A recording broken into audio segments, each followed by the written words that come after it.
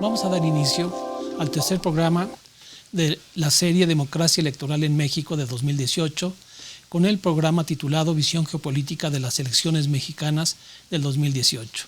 Es una producción de la Facultad de Ciencias Políticas y Sociales y la Coordinación de Universidad Abierta y Educación a Distancia. En esta ocasión nos acompañan tres colegas, todos profesores investigadores de la Facultad de Ciencias Políticas y Sociales, la doctora Sandra Canetti, coordinadora del Centro de Relaciones Internacionales, bienvenida, la doctora Mariana Aparicio Ramírez y al doctor Jesús Gallegos Olvera. Vamos a pasar a una cápsula de entrada.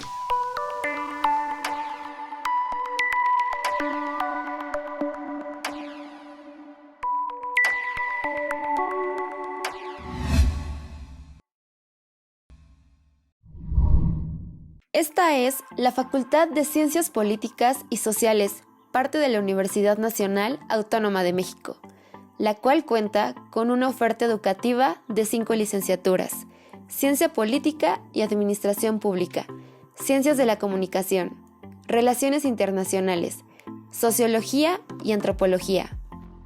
Cuenta también con una unidad de posgrado, donde se imparten las maestrías en Estudios Políticos y Sociales, Gobierno y Asuntos Públicos, Comunicación, Estudios en Relaciones Internacionales, Estudios México-Estados Unidos y Demografía Social, y el doctorado en Ciencias Políticas y Sociales, así como la División de Educación Continua y Vinculación, la cual actúa como enlace con alumnos, egresados y con toda la comunidad UNAM. Promueve la formación de nuevos cuadros profesionales mediante programas de actualización, capacitación y educación permanente en las modalidades presencial, semipresencial y a distancia, tanto dentro de la Facultad de Ciencias Políticas y Sociales como en su sede externa, el Centro de Educación Continua. La Facultad de Ciencias Políticas y Sociales ofrece un sistema de universidad abierta y educación a distancia. En conjunto con el sistema escolarizado, cubre una matrícula de 11.264 alumnos. Fundada en 1951 como la Escuela Nacional de Ciencias Políticas y Sociales y convertida en facultad el 26 de enero de 1968, la Facultad de Ciencias Políticas y Sociales ofrece distintos servicios para los alumnos, como una sala de cómputo e impresiones gratuitas, acceso a Internet, con la red RICPOLS, estudio de grabación televisiva y cabinas de grabación sonora, áreas deportivas con canchas de fútbol y básquetbol. Cuenta también con una bolsa de trabajo enfocada a cada una de las licenciaturas que imparte. Comparte con la UNAM el servicio de Pumabús con las rutas 3 y 5, además de una estación Bicipuma y acceso a Internet por medio de la red RIU de Ciudad Universitaria. La facultad ofrece talleres extracurriculares, conferencias, talleres, proyecciones, tour estudiantil y otras actividades enfocadas al aprendizaje integral. La facultad publica la Gaceta Políticas trimestralmente, distribuida de manera gratuita, así como un programa de radio titulado Tiempo de Análisis, transmitido por Radio UNAM 860 de AM. Esta es la Facultad de Ciencias Políticas y Sociales de la UNAM. Ven, acércate y conócenos.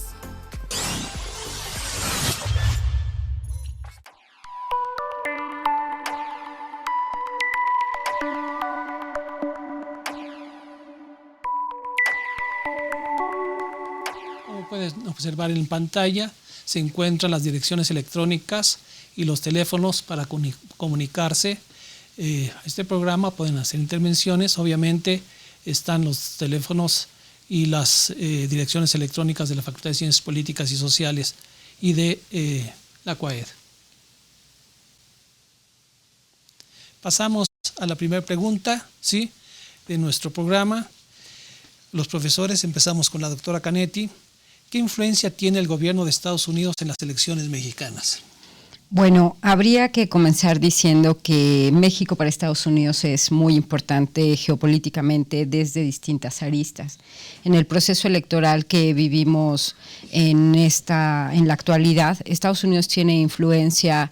Parecería no tenerla de manera tan directa, pero hay ciertas intervenciones de personajes de la política o de la economía de Estados Unidos que constantemente aluden al proceso electoral o fuera del proceso electoral, como a la renegociación del Tratado de Libre Comercio o a algunas declaraciones, por ejemplo, del exsecretario del Tesoro de Estados Unidos, cuando afirma que Rusia tiene sus tentáculos alrededor de procesos electorales en el mundo, y aunque no haga alusión directa al país, obviamente tienen influencia por el interés que México representa para Estados Unidos. Es un país complicado, compartimos una frontera enorme, la frontera norte, pero la frontera sur tiene también un papel destacado, y en este sentido Estados Unidos tiene gran influencia en el proceso electoral y por supuesto que está pendiente todo el tiempo de lo que acontece en la dinámica nacional.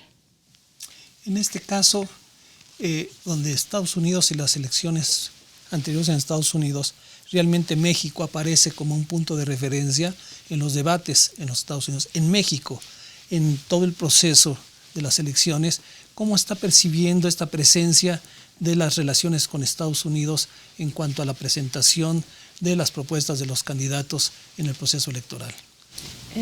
Gracias por la pregunta, doctor Peña.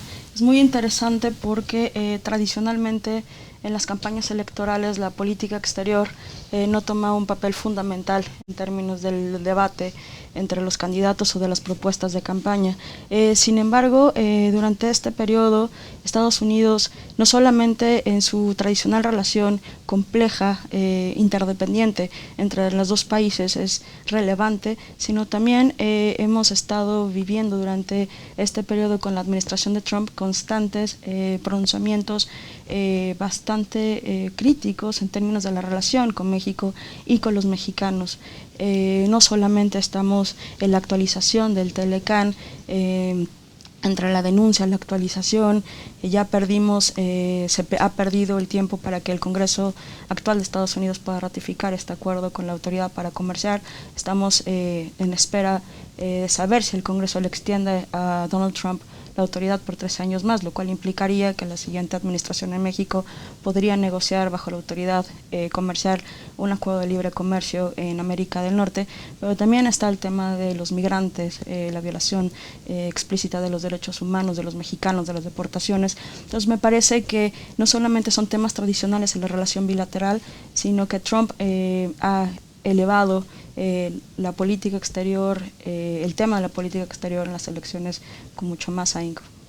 El fenómeno Trump realmente ha estado condicionando el discurso de los candidatos en el proceso electoral. Me parece que en general sí hay una influencia de este discurso en la manera en que se percibe por parte de cada uno de los candidatos en México. Sin embargo, habría que señalarlo. El nivel de influencia está sustentado en términos de lo que podríamos llamar 2 niveles básicos. El nivel público, en el cual todos nos enteramos de declaraciones que hay en medios impresos, digitales, por parte de este presidente y por parte de algunos miembros de su gabinete o personajes representativos de los Estados Unidos, que declaran en términos generales pues sus reservas frente a la posible victoria de Andrés Manuel López Obrador en México, por ejemplo, y lo que esto significaría para los Estados Unidos. Y hay otro nivel, que es el no público, que es el privado, el que pasa por las instancias de gobierno, y que ahí es donde quizá nosotros no tenemos el acceso inmediato para dar cuenta de todas las respuestas que se hacen frente a esta imagen de un Trump que no necesariamente tiene, hay que señalarlo, en Estados Unidos un consenso. Es decir, no en Estados Unidos existe una visión unánime de lo que representa Trump para Estados Unidos y lo que esto significa en un momento como una declaración que desde ese país se haga hacia México.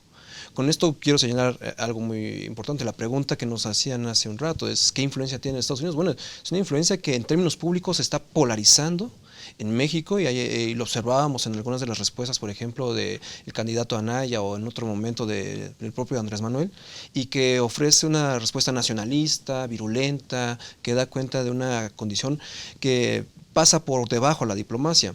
Y hay otro canal el público, el que se está dando en términos privados entre diferentes actores y con el gobierno vigente del presidente Peña Nieto, y que de ahí vemos que hay otro tipo de situaciones, particularmente lo que yo he llamado una diplomacia de comunicados, en donde la Secretaría de Relaciones Exteriores en las últimas semanas nos ha mostrado que la única forma de atender este tipo de respuestas por parte de Trump y de quienes lo acompañan es a partir de comunicados que en mi opinión tienen poca o nula relevancia en términos de una influencia en la opinión pública de nuestro país.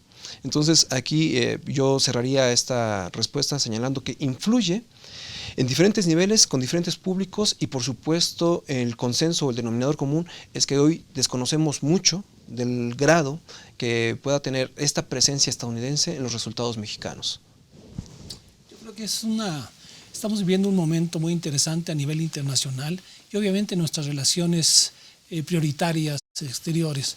El caso de la relación con Estados Unidos, que es una relación estructural muy profunda, y que son tres temas que están influyendo tanto en el proceso electoral y que han retomado los candidatos, pero tiene que ver también con cómo se ha esquematizado en términos de las relaciones comerciales, obviamente las negociaciones del Telecán, el tema de la seguridad, ¿sí?, que nos articula en función de compartir 3.100 kilómetros de frontera, ¿sí?, y el tema de la migración.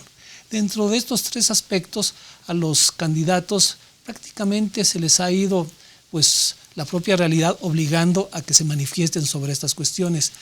Pero esto tiene que ver con toda una concepción de política exterior del país. Realmente estas nuevas formas de percibir, obviamente la relación a partir de estos tres elementos, está generando la necesidad de un nuevo enfoque de política exterior de México para el siguiente sexenio.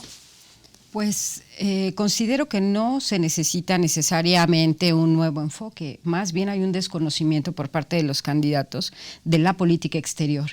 Y en esta circunstancia tan compleja que tenemos ahora en la relación bilateral con Trump y el posible presidente los siguientes 6 años, pues se hace mucho más aguda esta situación. Los tres temas que usted menciona son fundamentales.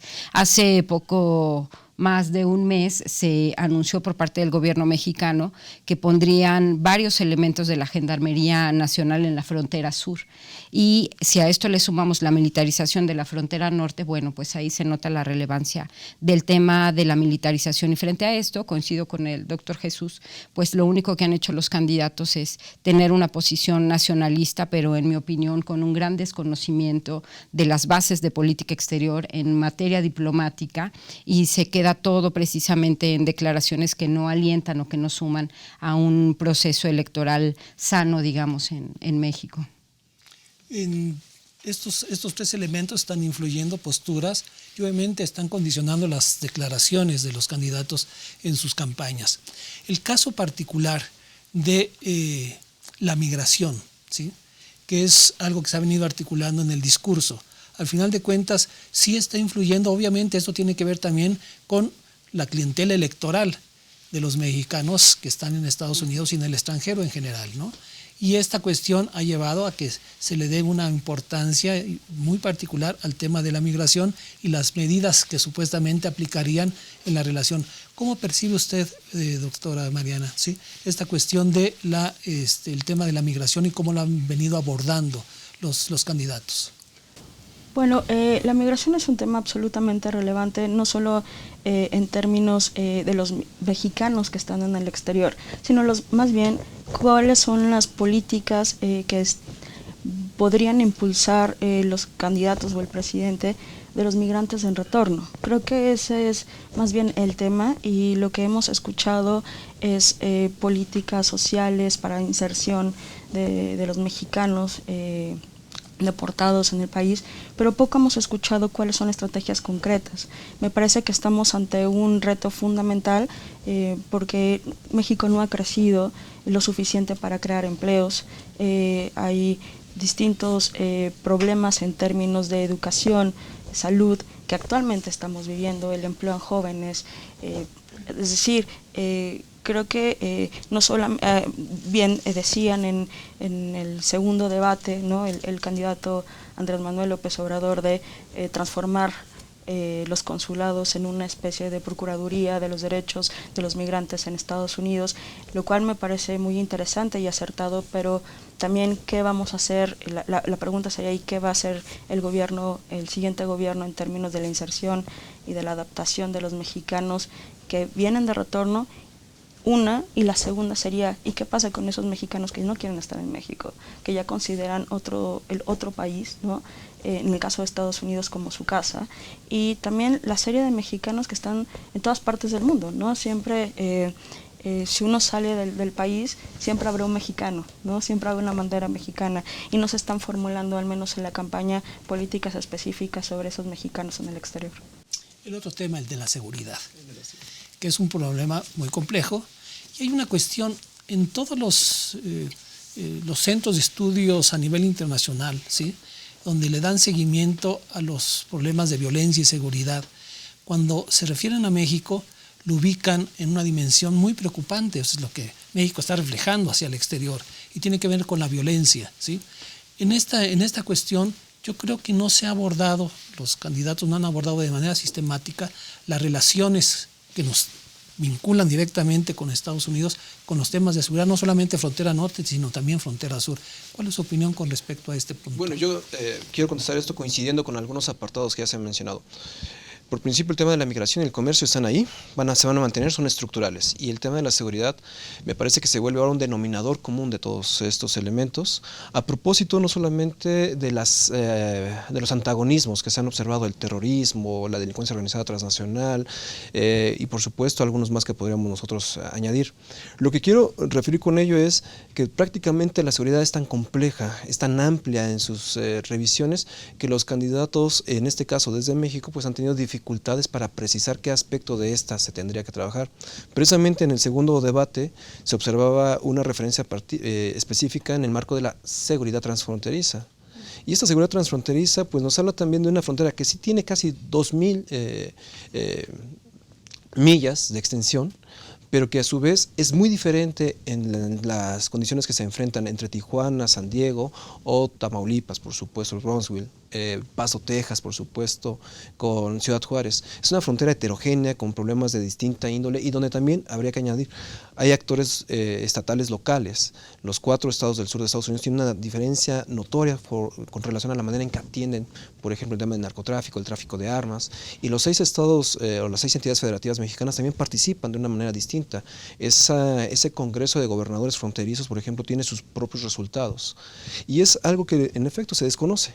Hay estrategias concretas, pero me parece que no están desarrolladas en términos de líneas de acción, no están programadas en términos de mediano y largo plazo, y a su vez esto dificulta en un momento darle continuidad. Y quisiera cerrar este comentario con una nota en específico.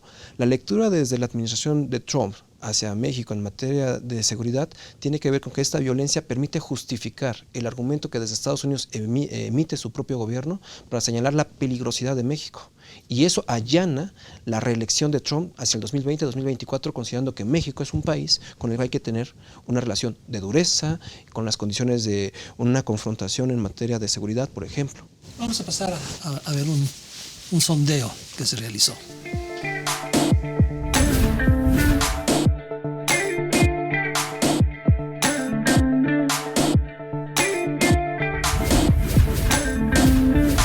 Yo creo que sí tiene cierta influencia, pero más, o sea, yo pensaría que más en el discurso, no directamente, ya que pues estaría afectando la soberanía de nuestro país. Muchísimas. Ahorita con un presidente tan polémico como es Donald Trump, cualquier declaración que él haga conforme a algún presidente candidato puede influenciar mucho en cómo va en las encuestas.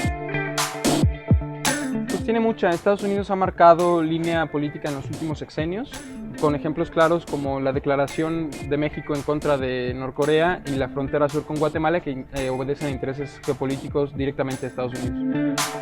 Yo pienso que el gobierno de Estados Unidos no puede tener una influencia tan directa en las elecciones de nuestro país para este año, debido a que pues sería contraproducente para la democracia de nuestro país. Bueno, el gobierno pienso que es importante, sobre todo con el hecho de que haya llegado Trump y implica una serie de ideas políticas bastante diferentes a lo que teníamos acostumbrados. Y en otro sentido también el mismo país como Estados Unidos es muy importante por las cadenas productivas que hay entre los países.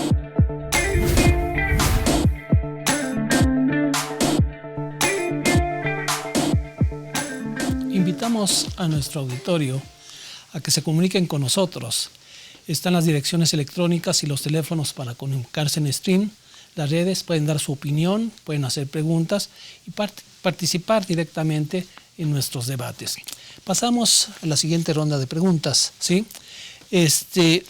Además de la relación con Estados Unidos, que es obviamente prioritaria, fundamental, México tiene una cobertura y el mundo, ¿sí?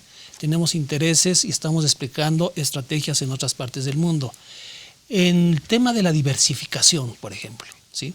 Ha sido un tema recurrente después de las medidas que ha venido tomando el gobierno de los Estados Unidos, las políticas de Trump, toda la política proteccionista, que es un momento, vamos a decir, no nuevo, pero sí está haciendo un replanteamiento a nivel internacional de las políticas proteccionistas, el caso de Brexit, y algunos discursos de algunos países que fueron en su momento paladines de las políticas neoliberales, ahora están reculando.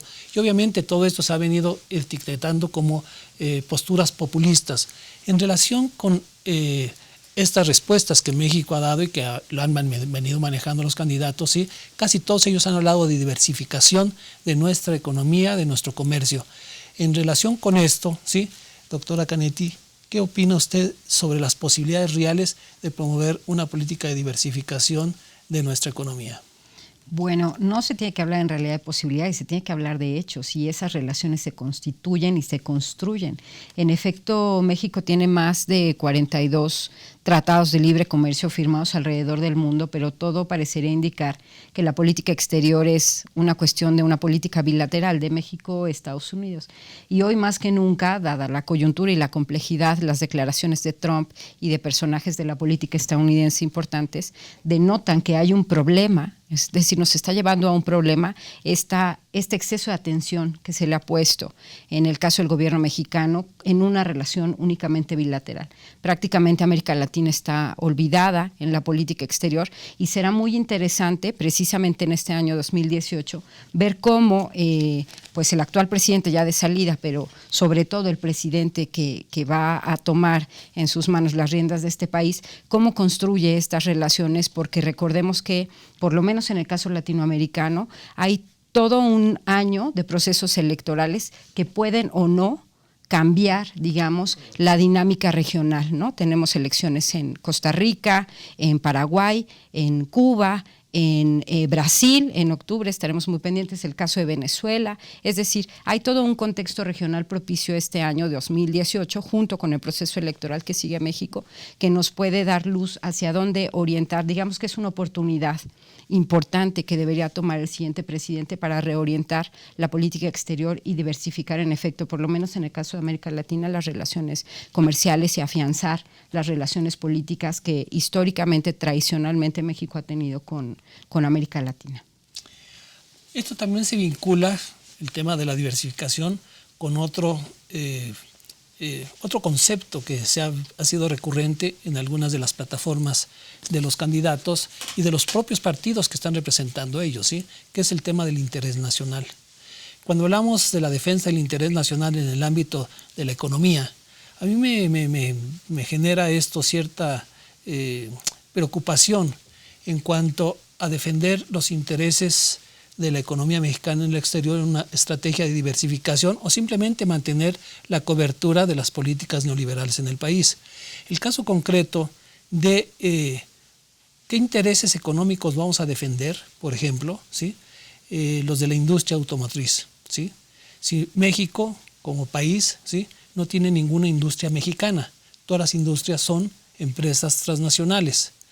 Es un ejemplo nada más que estoy poniendo en relación con la defensa del interés nacional y las políticas económicas. En este caso, ¿cuál es la relevancia, ¿sí? Y las posibilidades reales de de poder realmente promover una diversificación si estamos anclados en una relación estructural económica hacia Estados Unidos, América del Norte. Nos lleva la reflexión otra vez a la relación bilateral con los Estados Unidos y las negociaciones que están haciendo en el Tratado de Libre Comercio. ¿Qué opina? Bueno, me parece que la diversificación comercial ahora, como fue en la década del 90, es el gran tema de la inserción económica internacional de México. Hay que recordar que en la década del 90, justo durante el gobierno de Ernesto Zedillo, se planteó la necesidad de diversificar el mercado mexicano, puesto que se había incrementado la dependencia comercial y que se iba, ¿no?, a profundizar junto con la firma del Tratado de Libre Comercio de América del Norte. La estrategia en aquel momento fue la firma de acuerdos de libre comercio. Acuerdos de libre comercio discriminatorios que forman parte de la excepción de la cláusula nación más favorecida en el marco de la OMC, y en este caso México tiene 3 acuerdos de libre comercio con más de 40 distintos países, lo cual, digamos, si diversificación implica en términos de la política mexicana la firma de acuerdos de libre comercio, bueno, podría decir que hay un saldo positivo. Durante este sexenio se firmó y ratificó el CPTPP, tenemos una estrategia con la Alianza del Pacífico en términos con América Latina y su vinculación con China, y se firmó el Tratado de Libre Comercio con la Unión Europea, su actualización junto con Canadá, que iba a ser el cierre con el TTIP, el aumento de la liberalización arancelaria y no arancelaria vía el Atlántico. Sin embargo, me parece que es importante que la diversificación comercial y reducir la dependencia comercial que tenemos con Estados Unidos, alrededor del 80%, implica un proyecto de largo plazo. Es decir, los saldos positivos, si este fuera el caso de dinamizar una estrategia de diversificación, tiene que ver con cadenas de valor, pero con un proyecto de país en términos de diversificar la canasta o diversificar las exportaciones, más allá de los 6 años que siguen. Eso tendría que llevar a un debate sobre cuál es la estrategia que se busca, pero sobre todo con el sector privado, porque ya los resultados en términos de acuerdos de libre comercio es que existen, pero que no necesariamente la iniciativa privada los utiliza. Entonces el Estado mexicano tendría que dar incentivos económicos y fiscales, ¿no?, ya sea proteccionismo selectivo, que es viable dentro del acuerdo de la OMC o de diferentes acuerdos, siempre y cuando, y tomo tu pregunta, sea de interés nacional ese tipo de sector en la economía del país. Gracias. Se ha venido cuestionando durante todo el proceso electoral la calidad de los conocimientos, ¿sí?, y la forma en que los manifiestan sobre la política exterior de México. Se ha hecho un planteamiento de que prácticamente los candidatos no tienen claro, ¿sí?, hacia dónde hay que caminar en política exterior. Pero México siempre ha tenido una tradición muy, vamos a decir, con mucho prestigio sobre las cuestiones de la seguridad internacional, ¿sí? Estamos viendo situaciones a nivel internacional, una nueva correlación de fuerzas político-militares, en donde el caso de Corea del Norte, el caso de Irán, y obviamente que tiene que ver con el despliegue de iniciativas y la reproducción de estrategias de Estados Unidos que nos afectan. Al final de cuentas compartimos una frontera extensísima donde las relaciones de seguridad también están presentes. En relación con esta tradición de la política exterior mexicana, en cuestiones sobre el desarme, sobre la participación de México en todas las políticas a nivel mundial sobre, obviamente, la proliferación nuclear, ¿qué debería manejarse en términos de los propios debates, la postura de México en relación con este tema tan delicado, que involucra también los temas de la violencia que está viviendo en el país, ¿sí?, en cuestiones internas, pero que tienen que ver también con lo que está pasando en el mundo? Doctor Gallegos. Bueno, a ver, 3 puntos. 1, la diversificación es algo histórico, es un anhelo, es una aspiración y es una condición. Sin embargo, esta diversificación ha pasado por muchos traspiés, ha pasado por unas dificultades que tienen que ver con la coyuntura y carecemos en un momento de la otra contraparte. ¿Qué tanto le interesa a otros países diversificarse y acercarse a México? Estoy pensando en China, estoy pensando en Japón, en Rusia ahora o desde América Latina. En realidad también viven estas condiciones electorales que pueden cambiar, estas circunstancias particulares que eventualmente los pueden alejar o acercarnos con Europa, por ejemplo, o con algunos actores estratégicos. 2. El tema que tiene que darse entre seguridad y comercio, por ejemplo, está en función también del alineamiento con este interés nacional. En materia de seguridad, por ejemplo, la Ley de Seguridad Nacional en el artículo 3 establece lo que es el interés nacional permanente y lo define con la permanencia del Estado mexicano, ¿no? La sobrevivencia. Y cuando vemos los intereses nacionales coyunturales de gobierno, por caso en el Plan Nacional de Desarrollo encontramos 31 objetivos que pueden darse cuenta como intereses nacionales de este gobierno. 6 enmarcados en la meta 1, México con seguridad, México en paz, que son relacionados el segundo en particular con la seguridad nacional, y 4 más en la meta 5, México con responsabilidad global.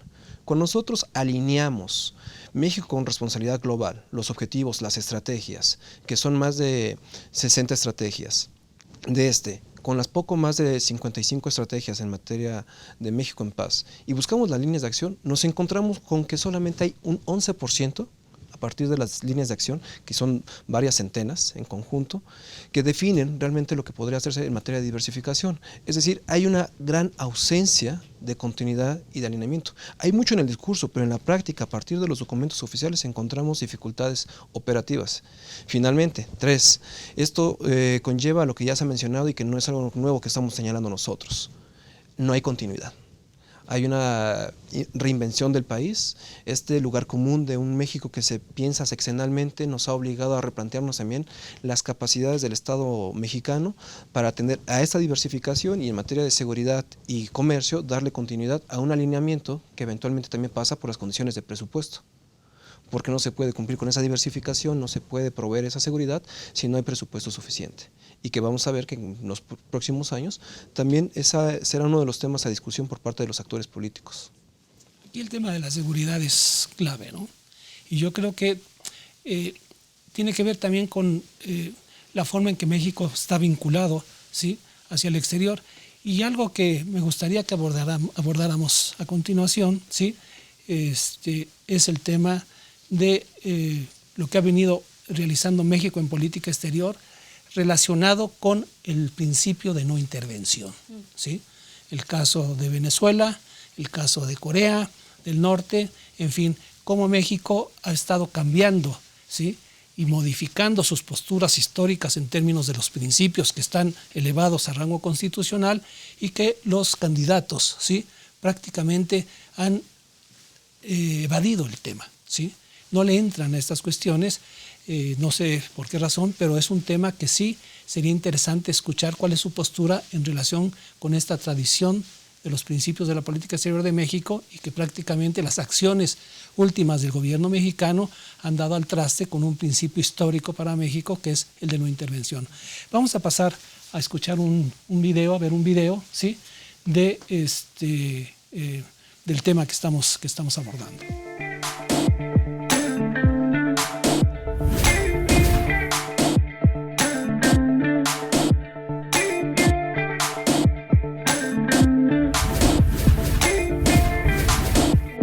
Creo que sí influyen de cierta forma debido a los diversos tratados comerciales que tiene México con países de Latinoamérica o de Europa, Asia, pero no, yo diría que no directamente, no tendría una influencia directamente.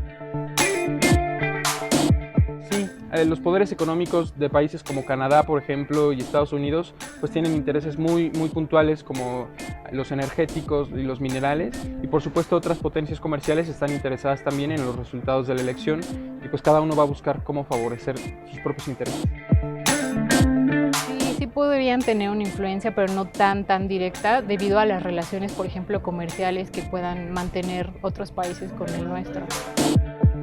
Considero que sí influyen, pero sobre todo en el sentido de que se copian sus formas de gobierno. Seguramente cada candidato tiene cierta preferencia por cierto tipo de ideas y formas de manejar su gobierno de parte de sus políticos, pero no como quizá muchos dicen que de plano están imponiendo candidatos, eso no lo creo.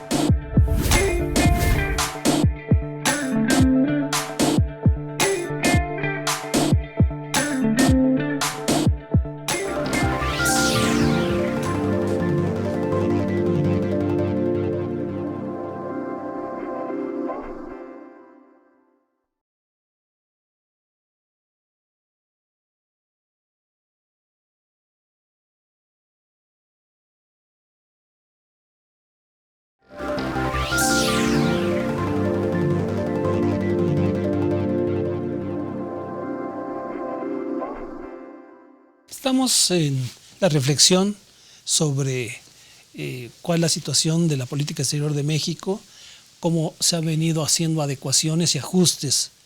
El tema del desarme, la postura de México históricamente, en términos del desarme, obviamente México ha tenido una postura histórica en el marco de las Naciones Unidas y en todos los foros multilaterales donde se ven los temas de seguridad internacional. ¿Realmente México es un país pacifista por naturaleza o es una respuesta a las ventanas de vulnerabilidad que se generan con las iniciativas militaristas de los Estados Unidos? Es decir, México siempre ha sido muy cauto en apoyar cualquier iniciativa que genere desequilibrios o inestabilidades a nivel internacional. Por lo tanto, México es un paladín prácticamente de la promoción de la paz. Tenemos un premio Nobel, históricamente, obviamente, el Tratado de Tlatelolco, pero en este momento, dentro de las posturas que se están dando en el mundo y los problemas y las amenazas de la proliferación nuclear, el caso de Irán, el caso de Corea, en fin, y todos estos ajustes que están haciendo, ¿cuál debería de ser la postura de México y cómo los candidatos deberían de llevar este tema a discutirlo y a debatirlo? México debería retomar ese papel prioritario que a nivel mundial ha tenido en materia de desarme. Desarme en cualquiera de sus ramas, pero particularmente en materia de desarme nuclear. La sociedad internacional hoy más que nunca vive un proceso exacerbado de militarización, lo vemos alrededor de todo el mundo, y el hecho de que ninguno de los candidatos hasta ahora en su agenda de política exterior haya hecho manifiesto este interés por retomar esta tradición pacifista de desarme de México es un error importante, porque finalmente dentro de la historia de política exterior que ha tenido el país, el desarme nuclear ha sido un referente importante. Ya lo mencionaba usted, doctor, tenemos un premio Nobel de un universitario, Alfonso García Robles, que recibe el premio Nobel en el 82 precisamente porque él impulsa diplomáticamente el acuerdo de desnuclearización de América Latina, el Tratado de Tlatelolco, en febrero de 1968. ¿Y por qué es importante retomarlo? Porque eso generó un precedente importante. Generó la primera zona libre de armas nucleares en un territorio habitado, con población. Y de ahí se desataron otras zonas libres de armas nucleares alrededor del mundo. Es decir, si México retomara esta tradición pacifista, llevara la batuta en materia de desarme, quizá podremos posicionarnos de mejor manera. Es decir, la política exterior no solo son relaciones comerciales y no solo es una relación bilateral con Estados Unidos. La política exterior tiene diversas aristas y el desarme y la tradición pacifista es una carta fuerte para México y para el siguiente presidente de la nación. Ok. Yo creo que una de las cuestiones que también nos está preocupando al país en general y que los candidatos deben de tenerlo en cuenta, ¿sí?, en todo este proceso, es la imagen que estamos proyectando hacia el exterior, ¿sí? Doctora Aparicio, ¿cuál es su visión, ¿sí?, en relación con esta imagen que proyecta México y cómo está siendo trastocada por los centros e institutos a nivel mundial, ¿sí?, de esa imagen que está generando México, de un país con unos niveles de violencia que se asemejan, de acuerdo al número de víctimas, a Afganistán o a Sudán o cualquiera, Siria, ¿sí? Eso tampoco se ha venido planteando en los debates entre los candidatos. ¿Es algo premeditado no abordar eso o cuál es su opinión al respecto? Bueno, a mí me parece que la imagen de México en el exterior es fundamental, no sé, no en términos de las relaciones que tiene México con el resto del mundo en organismos internacionales, la imagen propia de no violador de derechos humanos, ¿no? El tema de, digamos, también tiene que ver con temas comerciales, ¿no? Una de las premisas de la imagen que tiene México en el exterior es inseguridad, pero también corrupción. Y la corrupción nos está afectando de forma significativa sobre la presencia de México, la certidumbre que tiene México y también una pérdida relativa en términos de inversión extranjera directa. Me parece que el siguiente presidente va a tener un trabajo bastante arduo en ir modificando la diplomacia pública de México, justo en ese tema en particular que nos ha golpeado en los últimos sexenios de forma cada vez más apremiante. Doctor Gallegos. Sí, a ver, sobre esto.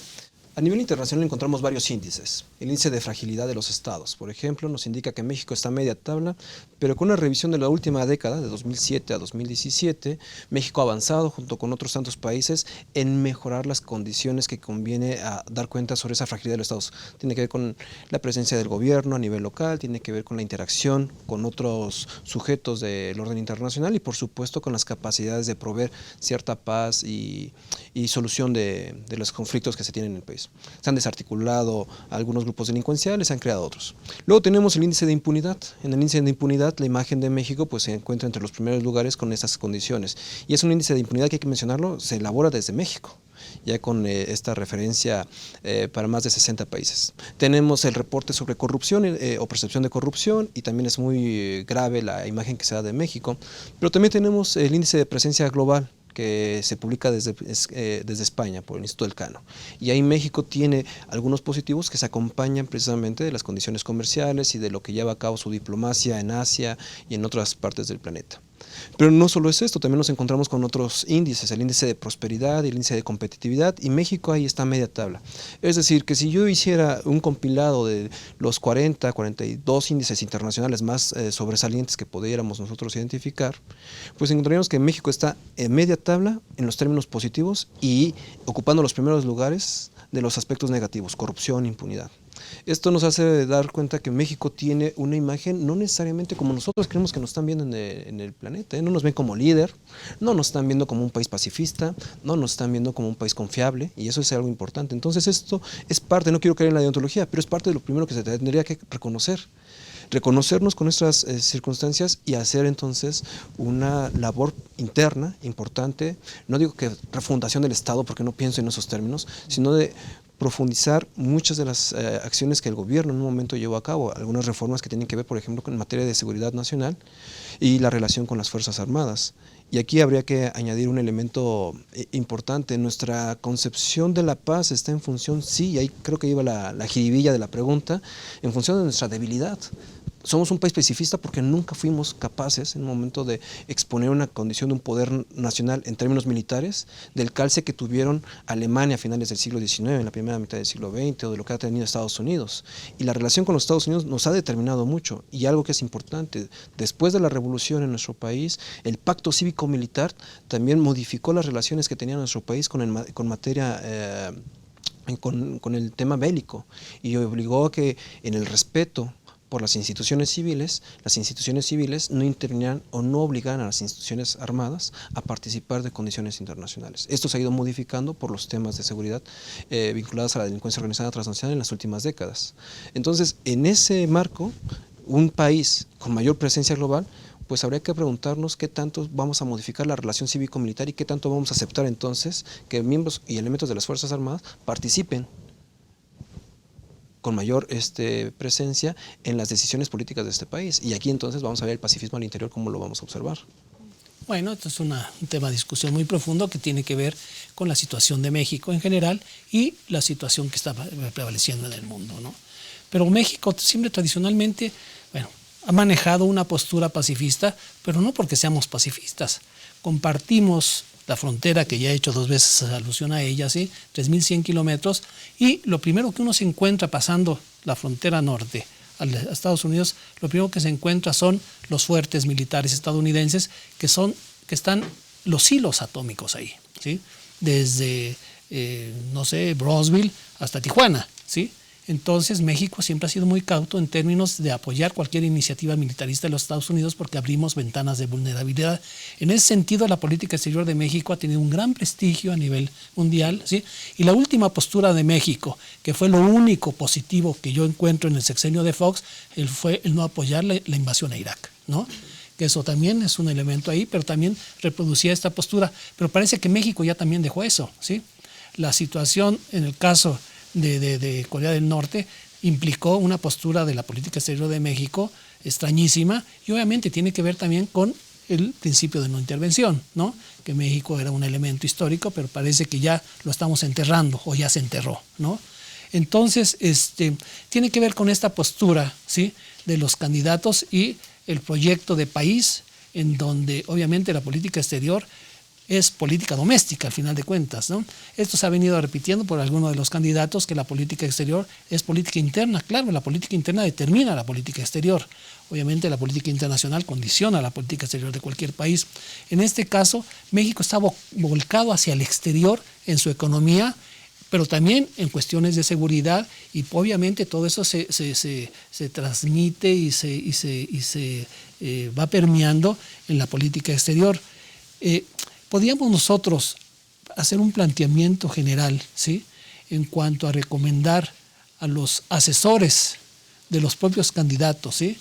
Que los instruyan o que los vayan direccionando a posturas más claras y transparentes sobre política exterior. Yo creo que este tema lo vamos a retomar, vamos a pasar a ver un sondeo, ¿sí? Y terminando esto, retomamos el tema.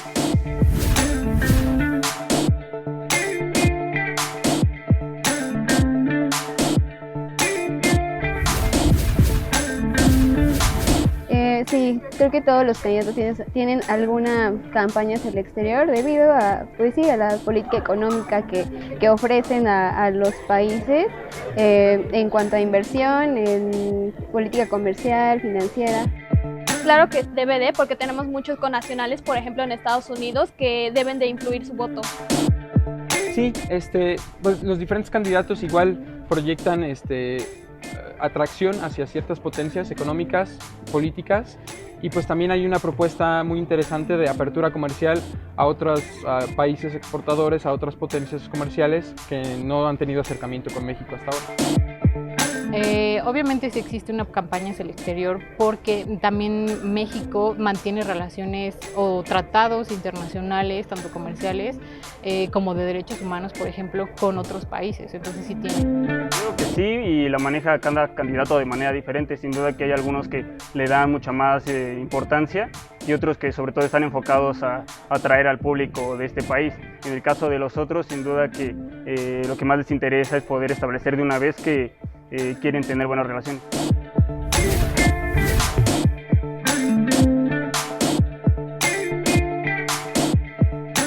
Siguiendo con la tónica que estábamos manteniendo, en relación con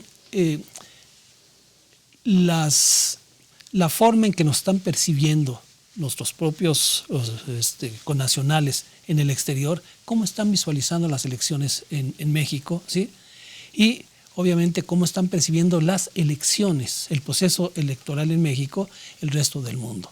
Ese planteamiento de la imagen de México en el exterior. Me gustaría que empezáramos ahora con... Bueno, yo he observado que con base en una lectura de las notas que se publican en diferentes medios impresos y digitales en el mundo, hay dos referencias: lo que México está haciendo en materia comercial y lo que México está haciendo en materia política electoral. En materia comercial, México ha tenido éxitos, aciertos convenientemente, pero en materia de política electoral se observa con mucha preocupación el tema de la violencia, los muertos candidatos, más de 40 ahora que tenemos. Se observa con dificultad la confianza en un gobierno que tenga una debilidad institucional. Y en este sentido, me parece que la manera en que se ha también observado es la victoria casi aplastante a Andrés Manuel López Obrador. Al menos así me da el registro de varios medios internacionales en el último mes, en donde ya se da esta victoria como un hecho y entonces han empezado a preocuparse qué hacer con un Andrés Manuel López Obrador en estas condiciones, de un gobierno que además tendrá un efecto ola, es decir, no será el único, sino que podría posicionar a Morena como la primera fuerza política nacional, con candidatos en las más de 3.400 opciones que se tendrán en las próximas semanas para elegir en ese país, que se sumarán a esa victoria que eventualmente les pueda dar Andrés Manuel López Obrador. Ahora, ¿cómo lo observan los mexicanos? Me parece que se divide entre el optimismo de muchos de mexicanos que emigraron, particularmente en Estados Unidos, sobre lo que podría, e inclusive algunos extranjeros, pasar en este país con un cambio de gobierno real, en esas entre comillas, y otras con reservas y con miedos porque finalmente se ha hecho mención de que México sería una Venezuela, que México podría dar cuenta de retrocesos significativos en un momento que den oportunidad a replantearse estas condiciones que en nuestro país habíamos mencionado que eran positivas. Ahora, ¿qué considero yo y qué es importante? Se hablaba hace un rato de las estrategias de diversificación. Me parece que el problema de pensar las estrategias de la diversificación está en sus límites de actores con los cuales se puede diversificar. ¿Quiénes son realmente los que podrían hacer algo en México? ¿China? ¿Rusia? ¿Europa en su conjunto? ¿O algún actor? Y lo que yo creo, y lo dejo para una condición provocadora, es que lo que no hemos aprendido es que esa concentración con Estados Unidos ha estado mal instrumentada y ha sido insuficiente. Hablamos de una relación cercana con los Estados Unidos, pero Estados Unidos es un país muy grande, muy heterogéneo. Nuestro comercio con Texas ocupa el 40%, y Texas es un estado dentro de la Unión Americana que tiene un protagonismo importante, es la segunda fuerza política nacional, y es a su vez la 16ª, la 17ª economía por sí misma. Con California no hemos hecho suficiente integración, y California es la 4ª, 5ª economía por sí misma a nivel planetario, y es la primera fuerza política nacional, y en California hay un variopinto. Entonces nos ha faltado mejorar la integración con los Estados Unidos. No estamos realmente entendiendo nuestra relación con este país. Bueno, un debate sobre la dependencia estructural de la economía mexicana con la estadounidense, pero ya que entramos en este terreno, ¿sí? En esta etapa de renegociación del Telecán en proceso electoral, prácticamente han venido frenando, ¿sí?, la inversión extranjera en México.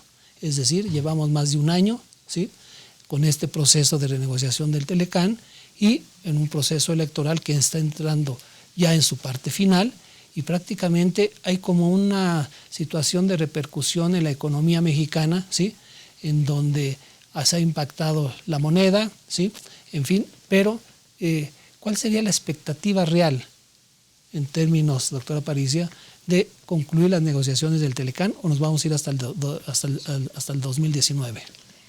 Bueno, yo creo que nos vamos a ir hasta el 2019. Digamos, un análisis sobre la política comercial de Trump apuntaba hacia eso. Es un avance que no lo haya denunciado, como denunció el TPP en su momento, como ha denunciado otros acuerdos en materia internacional, como el Acuerdo de París, ¿no?, el acuerdo con Irán. Digamos, el que no haya denunciado el Telecán da signos positivos que la relación con México y Canadá en términos comerciales y de inversión es importante para Estados Unidos. Me parece que no hay condiciones políticas en ninguno de los tres países para cerrar la negociación, pero no porque el grupo negociador no haya avanzado, sino que a diferencia de otros acuerdos estamos a la expectativa de las decisiones de un solo personaje y de presionar y de la presión de ese personaje en términos de que México ceda muchísimo más en otros asuntos no comerciales. Eso es tradicional en la política comercial de Estados Unidos. El interés político del comercio internacional lo hizo en el 2001 con los ataques al terrorismo. De hecho, durante el gobierno de Walker Bush, la mayor cantidad de acuerdos de libre comercio se firmaron con aquellos socios que apoyaron la guerra contra el terrorismo a nivel internacional. En ese sentido, uno no necesariamente puede explicarse en su conjunto, pero las diferentes posiciones que México ha tenido en temas que no eran tradicionales, ¿no?, en México se da por esta negociación. Entonces, a mí me parece que no hay condiciones, me parece que cada candidato tiene ya pensado quién va a ser el recambio del equipo negociador. Lo que sí es cierto es que hay un impacto en la moneda mexicana en términos de inversiones, y tiene que ver esto con la dependencia, pero mucho también con el problema que está pasando en Estados Unidos. De nuevo, hay muchos republicanos que no están de acuerdo con la política comercial de Trump. Hay que recordarle al público que los republicanos son pro libre mercado, a diferencia de los demócratas, y no están muy de acuerdo con la política impulsada por Donald Trump, y eso se está reflejando en la relación. Va a cambiar el Congreso también de los Estados Unidos, también en Canadá va a haber elecciones, entonces digamos no hay condiciones políticas para cerrarlo y tampoco para ratificarlo, y me parece que habría que preguntarles a los candidatos cuál es su posición sobre la actualización del Telecán. Mientras tanto, sigue manteniendo el acuerdo vigente, ¿no? Tenemos también otros acuerdos de libre comercio en los que podría haber triangulación comercial. Ese es el caso del CPTPP, donde está Canadá y México, no está Estados Unidos. Y también este impasse de la política América Primero de Trump se va a ir diluyendo conforme pase el tiempo. Vamos a pasar al cierre. Entonces sí, sería interesante escuchar, iniciando con la doctora Canetti, ¿sí?, la cuestión de qué recomendar a los candidatos, ¿sí? Y es un cuestionamiento al inicio del programa, haciendo referencia que los candidatos pues no conocen la política exterior, ¿no? Sí, pues más que recomendación es una especie de reflexión final.